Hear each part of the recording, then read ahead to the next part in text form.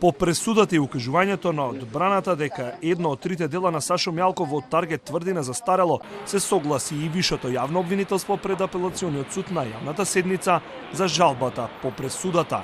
Третото кривично дело за кое обвинетиот Сашо Мјалков доби 3 години затвор или вкупно 12 за сите 3 дела во Таргет тврдина е апсолутно застарено и да се запре кривичниот прогон против него за ова дело, посочи вишиот јавен обвинител Елвин Вели, кој го застапува предметот. По повод жалбата на обвинетиот СМ и по службена должност, апелациониот суд Скопје да ја запре постапката за кривичното дело примање награда од кривичниот законник поради настапена апсолутна застареност на кривично гонење и следствено на тоа да интервенира во одлуката за казна, додека во останатиот дел пресудата да се потврди. Но вишиот јавен обвинител не се откажува од пресудата и висината на казните за останатите обвинети и нивните кривични дела.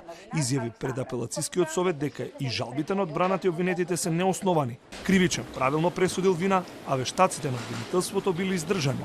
Во низата жалбени молби одбраната на Мјалков ќе укаже дека тој не формирал злосторничко здружување и не давал улоги, ниту заштита и имунитет на групата која прислушкувала што е спротивно на пресудата и обвинението. Не сум виновна бидејќи сум немала мотив за умисла да уништувам опрема за прислушкување. Пак во своја одбрана ќе каже пред советот суди и обвинетата и осудена Гордана Јанкуловска, а дека морал да формира комисија за уништување опрема според законот, вели и одбраната на екс-шефот на кабинетот на Сашо Мјалков, Тони Екимовски, со што триото тогашни полициски шефови сега бараат од второстепениот суд да ја отворли пресудата, иако судот има опција и да им ги намали казните или одново да го врати предметот во кривичниот суд.